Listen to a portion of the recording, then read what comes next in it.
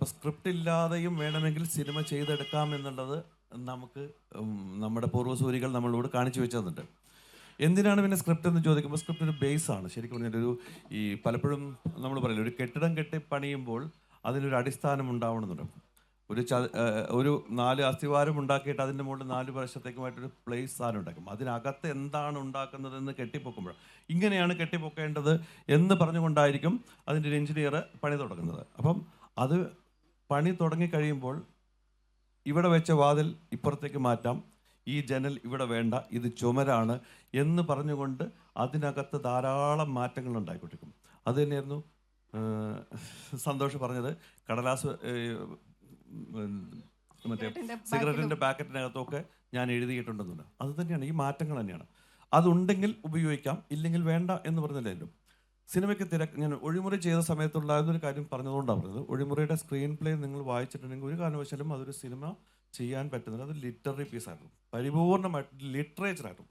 ജയമോഹൻ എനിക്ക് എഴുതി തന്നത് 100% ഗംഭീരമായ ഒരു ലിറ്ററേച്ചറായിരുന്നു. ആ ലിറ്ററേച്ചർ വെച്ചുകൊണ്ട് ഞാനൊരു സിനിമ ഉണ്ടാക്കുക എന്ന് പറയുന്നത് എന്നോട് ശ്രീനിവാസൻ ആ ലിറ്ററേച്ചർ വായിച്ചാണ്.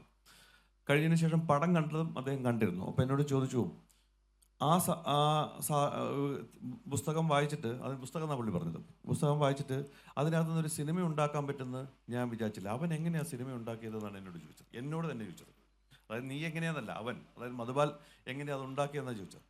ഞാൻ പറഞ്ഞു അതിനല്ല, കാരണം വെച്ച് കഴിഞ്ഞാൽ അത് ഞാനും ജയമോഹൻ എന്ന് പറയുന്ന വ്യക്തിയുമായിട്ടുള്ള ഒരു റാപ്പുണ്ട്. കാരണം സന്തോഷം ഞാനും ഉണ്ട്. ഈ ഒരു ബേസിക് സാധനങ്ങളുണ്ട്. ഒരാൾ എന്തെങ്കിലും ചെയ്ത് തന്നിട്ടുള്ളത് നമ്മളുടെ മനസ്സിലേക്ക് എങ്ങനെയാണ് കയറി വരുന്നത്, അത് വെച്ചുകൊണ്ടാണ് നമ്മൾ വർക്ക് ചെയ്തു പോകുന്നത്. അപ്പോൾ ബേസിക്സ് ഒരു സാധനം സ്ക്രീൻ പ്ലേ ആവശ്യമാണെന്ന് ചോദിച്ചു കഴിഞ്ഞാൽ അത് അടിസ്ഥാനം ആവശ്യമാണ്. പക്ഷെ അതില്ലാതെയും വേണമെങ്കിൽ സിനിമ ചെയ്തെടുക്കാൻ പറ്റുമെന്നാണ്. കാരണം സ്ക്രീൻ പ്ലേക്ക് എപ്പോഴും ഒരു കണ്ടിന്യൂറ്റി ഉണ്ട്. കണ്ടിന്യൂറ്റിയുടെ പർപ്പസിന് വേണ്ടി തന്നെയാണ് നമ്മൾ ഒരു സ്ക്രീൻ പ്ലേ ഉപയോഗിക്കുന്നത്. പക്ഷേ കണ്ടിന്യൂറ്റി തെറ്റിച്ചുകൊണ്ടുണ്ടായിട്ടുള്ള സിനിമകൾ ധാരാളമുണ്ട്. 21 grams എന്നൊക്കെ പറയും പോലെ ഈ സണ്ണിനകത്തൊക്കെ ആ രീതിയിൽ ഷൂട്ട് ചെയ്ത് കഴിഞ്ഞിട്ട് എഡിറ്റിംഗ് ടേബിളിൽ കൊണ്ടുവന്നിട്ട് സിനിമയെ മാറ്റിമറിച്ചിട്ടുണ്ട്. അപ്പം എഴുതി വെച്ച സ്ക്രിപ്റ്റ് അല്ലല്ലോ അത്. എഡിറ്റിംഗ് ടേബിളിലേക്ക് എത്തുമ്പോൾ ഉണ്ടാകുന്ന സ്ക്രീൻ പ്ലേയുടെ സ്വഭാവം മാറുന്നുണ്ട്. അപ്പോൾ പല സിനിമകൾ വേണമെങ്കിലും ഞാൻ എപ്പോഴും പലയിടത്തും പറയാറുള്ളൂ, ഒരാളുടെ ജീവിതം ജനിച്ച നാൾ മുതൽ മരിക്കുന്നത് വരെ നമുക്ക് ഒന്നേ എന്നുള്ളതിൽ പോകാം.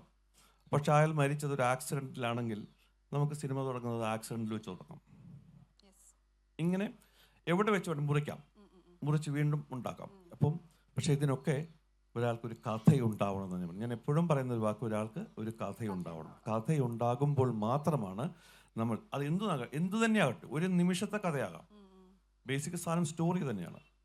ആ കഥയുണ്ടാവണം. ആ കഥ ഉണ്ടാകുമ്പോൾ മാത്രമാണ് നമുക്കതിനെ എങ്ങനെ വേണമെങ്കിലും മാറ്റിമറിക്കാം എന്ന് പറയുന്നത്.